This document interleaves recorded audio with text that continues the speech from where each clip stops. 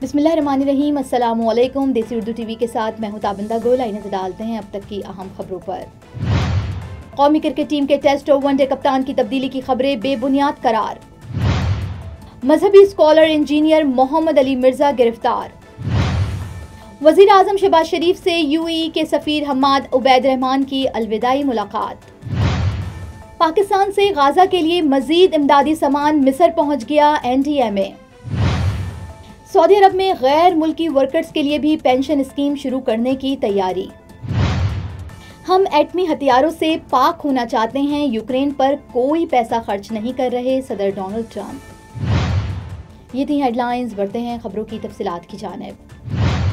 Pakistan cricket board PCB ने कौमी cricket team के टेस्ट और वनडे कप्तान की तब्दीली की खबरें बेबुनियाद करार दे दी हैं। तर्जुमान PCB के मुताबिक मोहम्मद रिजवान की जगह सलमान आगा को कप्तान बनाने की खबरों में कोई सदाकत नहीं। शान मसूद की जगह सऊद शकील को टेस्ट कप्तान बनाने की खबर भी बेबुनियाद है।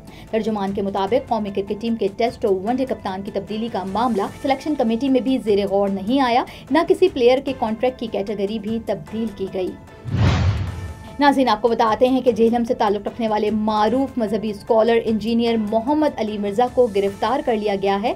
पुलिस के मुताबिक मोहम्मद अली मिर्जा को 3MPO के तहत डिप्टी कमिश्नर जेहलम के अहकामात पर गिरफ्तार किया गया है, जबकि मोहम्मद अली मिर्जा की अकेडमी को भी ताले लगाकर सील कर दिया गया है।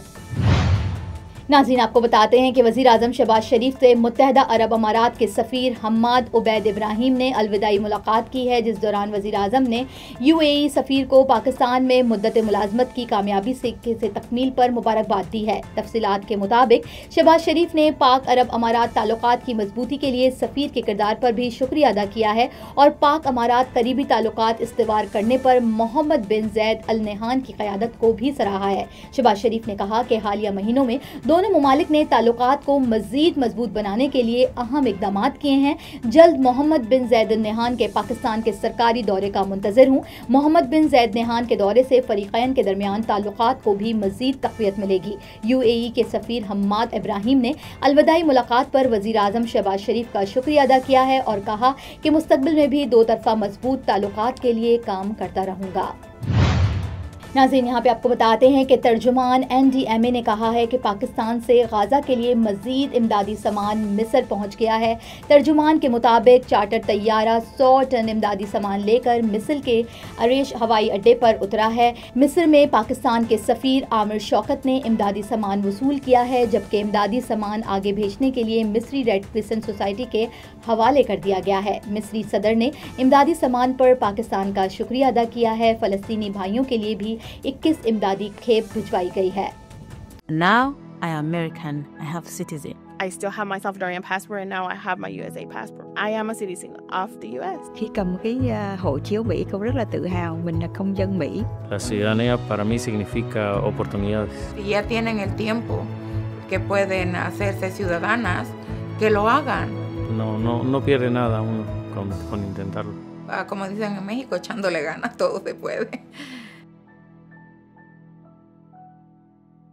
नाज़रीन, आगे बढ़ते हैं और आपको बताते हैं कि सऊदी अरब में मुकामी और गैर मुल्की वर्कर्स के लिए पेंशन और बचत प्रोग्राम शुरू करने की तैयारी कर ली गई है। बैनुल अक़वामी मालियाती फंड IMF की ताज़ा तरीन IV आर्टिकल मुशावरती रिपोर्ट के मुताबिक सऊदी अरब नए रज़ाकाराना पेंशन और बचत प्रोग्राम का ऐलान करने की तैयारी कर रहा है, जो सऊदी और गैर मुल्की वर्कर्स के लिए दस्तयाब होगा। सऊदी खबर रसा इदारे की रिपोर्ट के मुताबिक ये प्रोग्राम मुकामी बचत को बढ़ाने के लिए डिज़ाइन किया गया है और तवक्को है कि इससे वर्कर्स की बैरून मुल्क तरसीलात ज़र को रोकने में मदद मिलेगी। अवामी पेंशन और बचत प्रोग्राम को जल्द ही शुरू किए जाने की तवक्को है।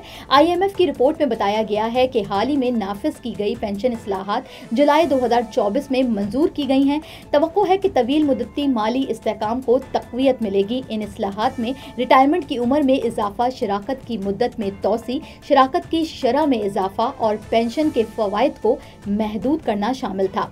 अगरचे तब्दीली से फौरी माली बचत पैदा होने का कोई इम्कान नहीं है, जबकि निज़ाम फिलहाल मुतवाज़िन है। IMF ने दरमियानी मुद्दत के असरात का मुकम्मल जायजा लेने और उसे जाहिर करने की ज़रूरत पर भी जोर दिया है। आइंदा रज़ाकाराना पेंशन और बचत प्रोग्राम सऊदियों और तारीके वतन दोनों के लिए खुला है को एक खुश आइन कदम करार दिया गया है, जो कि घरेलू बचतों को नुमाया तौर पर बढ़ा सकता है और बैरून तरसीलात को भी कम कर सकता है। नाज़रीन, यहाँ पे आपको एक अहम खबर से आगाह करते हैं कि सदर डोनाल्ड ट्रंप ने कहा है कि मैंने 7 में से 4 जंगें टैरिफ और ट्रेड का इस्तेमाल करके रुकवाई हैं।